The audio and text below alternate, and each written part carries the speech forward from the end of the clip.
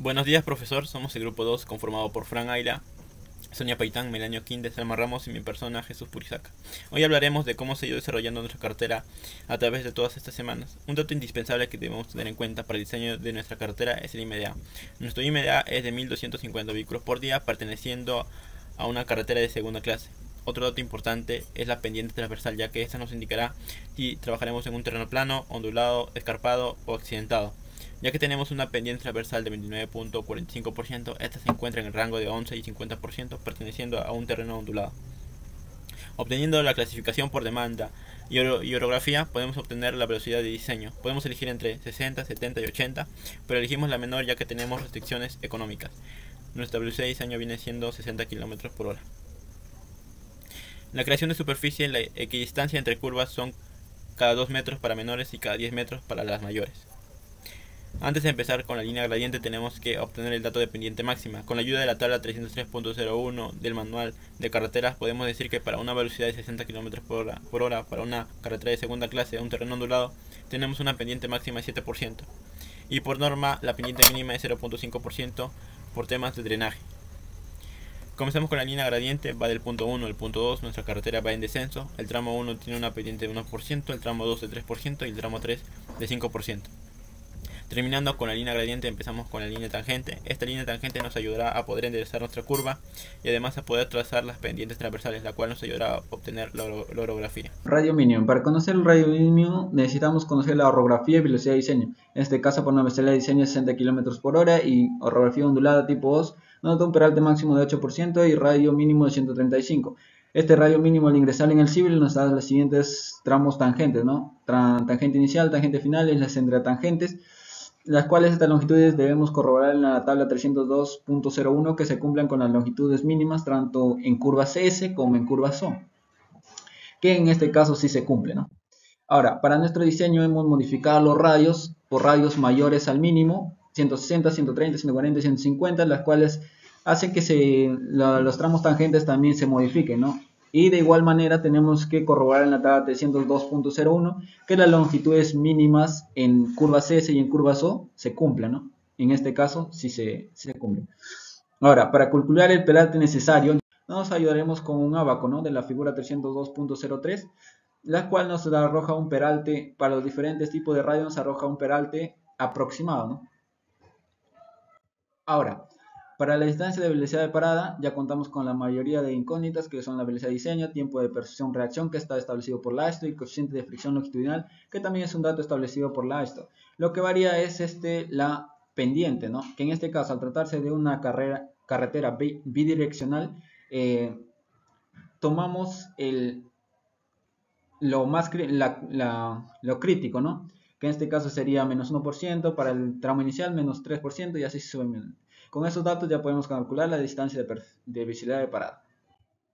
Ahora, para el despeje por visibilidad, tenemos que tener en cuenta que no se utilizan las pendientes anteriormente mencionadas, sino que se utilizan las pendientes que se generan en las curvas. En las curvas sí teniendo en cuenta si se va de una cuota mayor a una cuota menor, teniendo en cuenta el carril interno, ¿no? Si se trata del carril interno, si está hacia la derecha o está hacia la izquierda. Ahora continuamos con la proporcionalidad entre curvas. Según el manual de carreteras de diseño geométrico, nos dice que para que nuestras curvas sean proporcionales, la diferencia de velocidades debe ser menor a 20 km por hora. Por ende, vemos que nuestras curvas sí cumplen con dichas condiciones.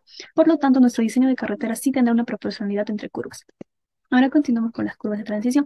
Para poder hallar las curvas de transición, primero nos vamos a la tabla 302.11, en donde nos dice que para una velocidad de 60 km por hora, el radio mínimo que va a prescindir de una curva de transición será de 325 metros. Por ende, vemos que todas nuestras curvas sí necesitarán de espirales.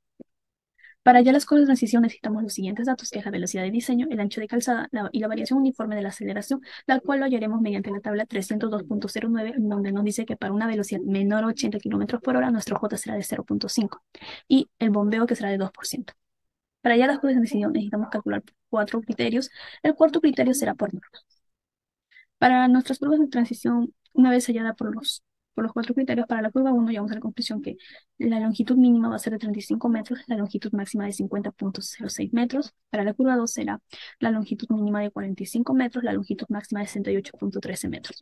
Para la curva 3 será una longitud mínima de 45 metros, la longitud máxima de 61,48 metros. Y finalmente para la curva 4, la longitud mínima de 40 metros y la longitud máxima de 55,35 metros.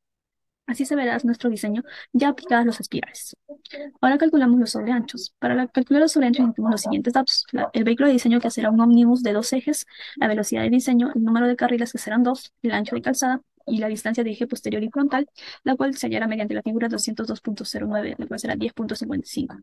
Los sobreanchos lo hallaremos por la siguiente fórmula que vemos ahí. Para la curva 1, nuestro sobreancho será de 1,2 metros. Para la curva 2, de 1,4 metros. Para la curva 3, de 1,3 metros. Para la curva 4, de 1,2 metros.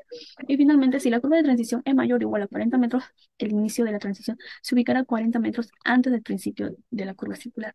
Vemos que nuestras curvas cumplen con esa primera condición. Acerca de los peraltes que usamos en nuestro proyecto. Primero nos dirigimos a la tabla de 302.03 de nuestro manual, en el cual para cada curva que obtuvimos en nuestra carretera le corresponde un peralte, ¿no es cierto? Para ello también necesitamos la pendiente máxima.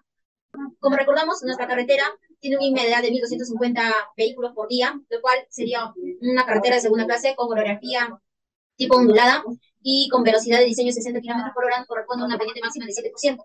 Cabe recalcar que también tenemos una pendiente mínima recomendable por norma de 0,5% por motivos de drenaje. Una vez obtenidos estos datos, nos dirigimos a realizar nuestro diagrama de transición de peralte. Para ello usamos el software de Civil 3D, nos dirigimos a comando Super Elevation, nos sale un cuadro como el de acá. Primero nos pide el ancho de nuestro carril, que sería 3,60 metros, el porcentaje de bombeo, que en nuestro caso es 2%, le damos al siguiente, nos pide también el ancho del berma, que sería 2 metros, y por defecto nos da un porcentaje de 4% y lo dejamos así. Le damos al siguiente y también nos pide acá la pendiente máxima, que en nuestro caso sería 8% por área rural y por tipo ondulada. Pues, dado los siguientes datos al software, nos arroja un cuadro como esto. Cabe recalcar que estos deberían ser similares a los peraltes que tuvimos por gráfica. En este caso, el único que tuvimos una leve variación fue en la curva 1. Voy a explicar acerca del perfil longitudinal. Para ello nos dirigimos al comando de Create Surface Profile, le colocamos nuestro nombre de grupo 2, nos pide una serie de datos, ahí vemos que obtuvimos dos tipos de curvas, una cóncava y otra convexa, y también nos dimos cuenta que nuestras pendientes sí cumplen al intervalo de que era mayor a 0,5% y menor a 7%. Luego también les explicaré sobre las longitudes de cada curva. En este caso, para la longitud de curva cóncava, primero determinamos la distancia de visibilidad de parada, la cual nos salió 91,82 metros, usando la pendiente más crítica, que sería menos 4,74%. Para la curva cóncava tenemos tres criterios. Cuando la distancia de visibilidad de parada es mayor al L, en ello, L nos sale 105,80 metros, pero redondeando las múltiples de 10 nos sale 110 metros. Cuando la distancia de visibilidad de parada es menor a L, en este caso L nos salió 108,31 metros, pero redondeando las múltiples de 10 sería 110 metros. Y por efectos gravitacionales y de fuerza centrífuga nos sale un L de 51,68, pero por múltiplos de 10 se nos sería 60 metros. De aquí escogemos el segundo, que en este caso cumple, pues 110 es mayor que 91,82 metros. Para la siguiente curva convexa, también determinamos primero nuestra distancia de visibilidad de parada, la cual es 83,44 metros, usando la pendiente más crítica, que sería 0,93%. También tenemos tres criterios. Cuando la distancia de visibilidad de parada es menor a L, en este caso L nos salió 117,63 metros, pero por múltiplo de 110 sería 120 metros. Cuando la distancia de visibilidad de parada es mayor o igual a L, en este caso L nos salió 107,69 metros, pero como múltiplo de 10 sería 110 metros. Y por estética sería nuestra velocidad de diseño, que es 60 km por hora. De estos tres escogemos el mayor, que es 120 metros. La segunda no, ¿por qué? Porque 110 metros no es mayor que 83,44. Bien. Explicaré sobre el carril de ascenso, la cual es un carril de circulación lenta para vehículos pesados. Donde necesitamos la distancia donde nuestro vehículo pierde 15 km por hora. Aparte de ello, también necesitamos la longitud de caída de donde que nuestro vehículo pierde 25 km por hora. Una vez obtenido todo ello, lo reflejamos en un gráfico donde vemos que el primer tramo no es necesario un carril de ascenso, pues la longitud mínima de carril de ascenso nos salió 235, pero esta no es mayor que 250, entonces no cumple. El segundo tramo tampoco no es necesario, pero para el tercer caso sí. Pues nuestro tramo es 162,396 metros. Y quitándole las cuñas de salida y de entrada, las cuales miden 70 metros cada uno, nos sale una distancia de 522,326 metros, la cual es mayor a 150 metros. Entonces, a este caso sí le correspondería un carril de ascenso. Sin embargo, por fines prácticos del curso y porque nuestro proyecto tiene limitaciones económicas, nos limitaremos a colocar este carril de acera. Bueno, continuando con la exposición, les hablaré sobre la sección transversal y todos los requerimientos que tenemos en cuenta para generar nuestra sección en nuestra carretera. El derecho de vía. El derecho de vía que nos corresponde de 20 metros, de acuerdo a la tabla 304.09, por tener una carretera de segunda clase nos pertenece un ancho mínimo de 20 metros. La calzada, de acuerdo a la tabla 304.01, nos pertenece una carretera de 7.20 metros, 3.60 en cada carril, la cual la llamamos de acuerdo a la velocidad de diseño, la cual es 60, y el tipo de carretera y el límite. El bombeo. Por ser un pavimento asfáltico y tener una precipitación de 300 milímetros por año, según la tabla 304.02, nos pertenece un bombeo de menos 2%. La berma. La berma, de acuerdo a la tabla 304.02, es de 2 metros en nuestro caso, de acuerdo a la tipo de carretera que tenemos y la orografía y la velocidad de diseño. Taludes, corte y relleno. Para el diseño de nuestra carretera y para generar las taludes en el civil necesitamos las distancias. En este caso necesitamos un 0.2 de horizontal y 1 vertical y una altura máxima de corte de 10 metros. Asimismo, 1.5 horizontal y 1 vertical y una altura máxima de relleno de 5 metros. En ambos casos, una banqueta de 3 metros de ancho. Espesor de capas. El espesor de capas de nuestro proyecto es de 0.5 metros. El pavimento asfáltico, la cual está por el asfalto de 0.10, base 0.20, subbase 0.20. Con todos esos datos mencionados anteriormente, procedemos a construir nuestro corredor en el civil. Como se ve en el ejemplo, los carriles de 3.60 a ambos lados y el berma y las banquetas y los cortes.